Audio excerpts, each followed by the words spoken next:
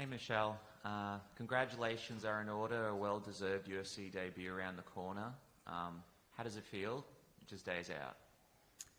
Thank you, and it feels very fitting, like at home, like in the sense of where we are, and also like it's been such a nice, slow process getting here, like, and that's a good thing.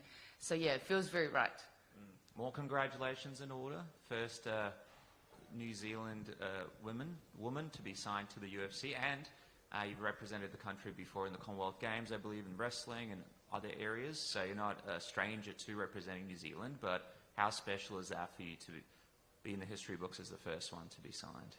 That is very special to me, being that when I first ever went to an MMA gym and I had no previous, I'd say, sanctioned combat experience, then it was, I remember looking at the girls that were in the UFC back then, and it had kind of just come about, so like having women in the UFC. And I remember just being mind blown by like the level that they were at, and then so 10 years down the track to have done all that work and to be able to make my debut this weekend so close to home with the first coach that I ever had on the mat is very special.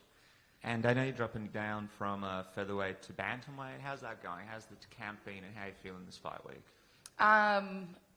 Well, if you ever need a bit of inspiration, you just see Kayla drop down to 35 from what she walks at, and so that's like, if she can, I can, was a like joke that we'd have. But no, I mean, I was too, for the level that these girls are at, I was too small to be a true featherweight, so this is perfect. And just last one from me, obviously, Luana Carolina, your opponent, give us a lowdown. What are you expecting from her in your UFC debut?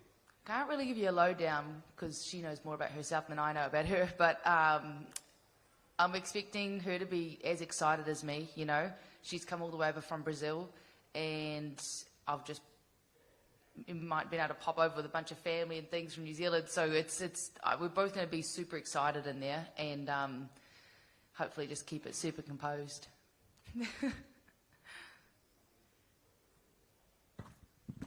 Kia ora, Michelle. Ki te pēhea koe? I knew you were going to do this. Did someone give you a heads up? No, just looking at you, I knew you'd speak fluent te reo. Oh, that's about the extent of my te reo. Exactly. You just mentioned about when you first kind of stepped on the mats and you remember the women being in the UFC. You debuting in the UFC now, you're very likely going to be that person for girls back in New Zealand. So how does that make you feel thinking about that? So that's actually really cool because I remember when I worked with one of, there's a Kiwi guy that's a mental coach, you know, David Neath, and I remember having like some yarns of him and like him saying like a goal, you know, a very, very long-term one. And honestly, I was still like mid-amateur career, so I felt like weird putting anything to do with UFC in there because I was like, oh, I have to focus on what's next ahead of me more so, like the little steps to build up to the big one. But I actually didn't put down there UFC champion when I was that age. I put to be a legend. And so this is kind of like a cool way to do it because I looked at those girls that, say, would have the belt or that would stand out in the media or whatever, but I was like, yeah, but are you a good person? Are you, like, can girls look up to you in any kind of way beyond just your skill set? And that's something that I want to be, is someone that can be a good role model for them holistically, not just because you wear a shirt that says UFC on it, you know? So that's a privilege for me to have. And your entire pro career has been rear naked chokes. Are you going to mix it up in this fight, or is that something you're still hunting for to keep the record going? Oh, if it was up to me, just go in there and do exactly what I wanted to do. That's a cool plan. And obviously we'll just have to take what opportunities arise in the fight, you know? Whether it's that or whether it's something else, half of that comes down to Luana. And so you've been with the American Top Team for a while now, but you brought your original gym with you, Carlo from Core MMA and Ethan Brockett as well. So is this something you've done for most of your pro fights, or is this a special event because you're so close to home and it's your UFC debut? Yeah, so Carlo's been to every single fight. The only one he couldn't was during COVID because he has a gym to run, which was smart because I got stuck in Russia. But he's been to every single fight, whether it was flying from NZ to Dublin, meeting up and having 4 days to work together or whatever it was. And I'm terrible at messaging, so it's hard to keep in touch, and that's my fault. But yeah, he shows up with the same energy, the same calmness that I need to balance my erraticness, you know. And yes, from my first fight in 2015, after like 5 weeks of training, to this one now after 10 or 11 years, he's been at all of them. And Ethan's been doing my video breakdown stuff, I think, for every pro fight.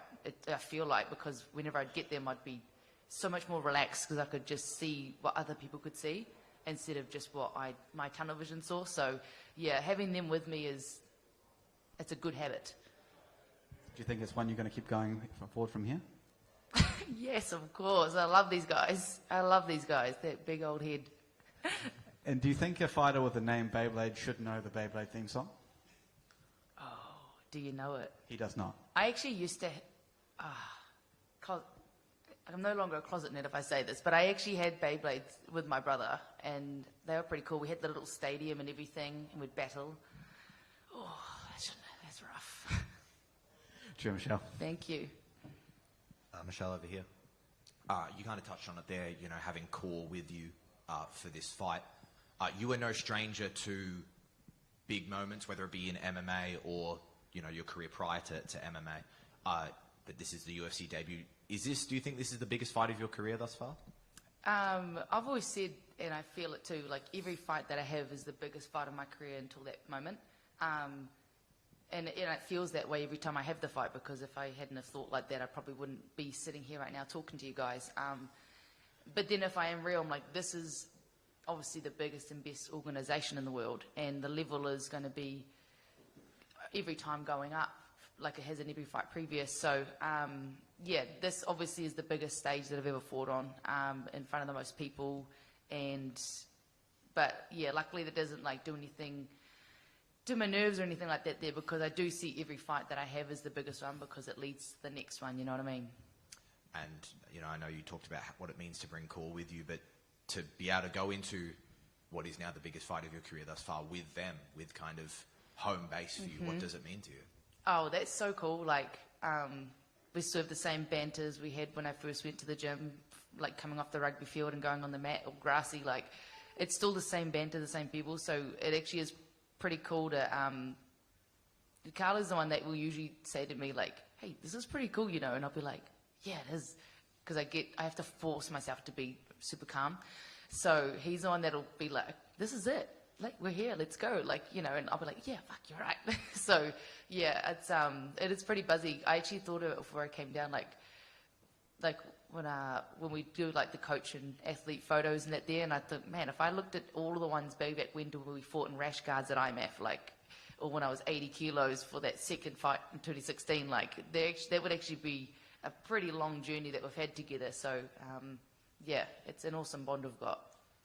The UFC, for so many fighters, as you said, you know, this is the #1 organisation in the world. It's viewed as kind of like the promised land. Has it been everything you thought it would be? How has the first fight been compared to what you thought it was going to be? It's actually been on par, you know, like it's obviously I've been absolutely treated to the way that there's so many Kiwis and Aussies on the card. So just hearing the accent after being in the States for so long is like very calming, and we've all got the same sense of humour and handle pressure in the same way, like take it lightly. So being around all the Kiwis this week, and how the staff handle you and the people and all that there is made it very smooth, and it's easy to focus on what we need to do. You mentioned earlier about the journey it's been thus far. You mentioned it's been a bit of a, I think you used the word slow journey to get here. Why is this the right time for you? Why now is it the best time for you to join the UFC? Well, now we've had, you know, a decade of learning what any of the sport means, you know, coming off rugby and not having any combat experience before that beyond the old school fight. So, like, it was super necessary, you know, to learn everything the slow way and compete in lots of, you know, grappling tournaments or, like we said, wrestle and all that there. So, you know, some people, that's their one goal is to make it, and then they make it and they have been rushed to that point and gone too soon. They haven't been challenged elsewhere in a lower, I'd say, smaller stage or environment. skill level, you know, and so then you jump in there and you just get absolutely totaled pressure-wise and skill-wise. So I think that's the way to go, and that's something that Carlo was always adamant about like not rushing those next steps, not turning pro too early, and especially when you're a female down under, like you haven't really got a lot of opportunity down here, so you have to travel. So yeah, it was very necessary for me to do that slow process. I guess it's like falling in love. When you fall in love hard and fast, and then it burns out quickly, but the slow burn is the one that lasts a long time. You mentioned, playing rugby. You mentioned a little bit of school fights. But was it the Beyblade battles that started your love for combat? Like, where did the love for combat come from? That came from growing up on a farm. I used to literally play rodeo with the cows and calves, like in the pen. So I'd ride them out the drive. So I was always like battling with things bigger than me, right? My big brother and stuff. I'd try to fight him until the moment he got bigger than me. And so, yeah, I was scrappy coming out.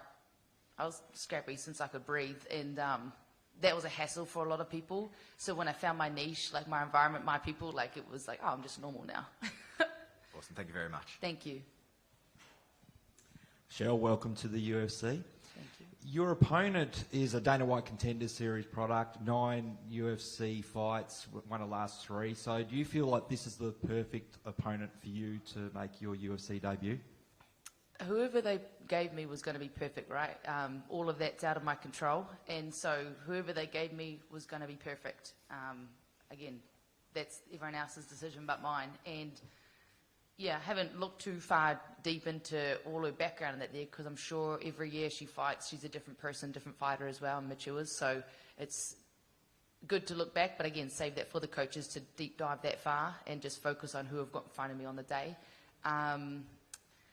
Yeah, so she seems like a great... The fact that she said yes to it, I think, maybe upper weight than sometimes she's fought. So, and for her to come all the way from Brazil, like, I'm very blessed to have her come over here and do this, and, we get to put on a treat on Sunday morning. So, yeah, there's obviously a lot of vision on her. She's fought a lot of credible opponents. So you haven't watched too much tape on her yourself? You just left that to your team? I have, but because they've pulled out the right bits, so whether it was Anderson back at ATT or Carlo here and Ethan stuff, like, I have watched, I've watched a decent amount, but I'd let them figure out what we're watching, I'll just get distracted by too many things, pop-ups and stuff. Well, no doubt her and her team would have watched vision of you with rear naked choke after rear naked choke. Do you think that they'd put extra time in defending that in the game plan against you?